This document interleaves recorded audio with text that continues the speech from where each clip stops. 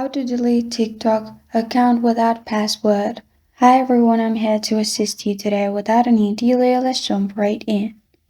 First, open TikTok on your device. Make sure you're logged into your account. Then click on your profile at the bottom right. Then click on three lines at the top right. Then at the bottom, click on Settings and Privacy. You'll find this kind of screen pop up.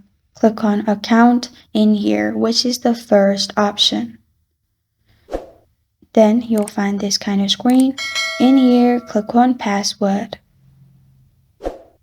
If it trusts your phone, it will directly show you change password. Add new password and press on Continue at the bottom.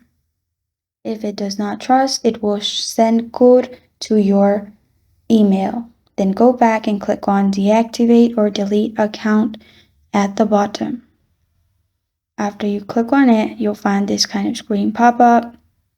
Click on Delete Account Permanently, which is the second option.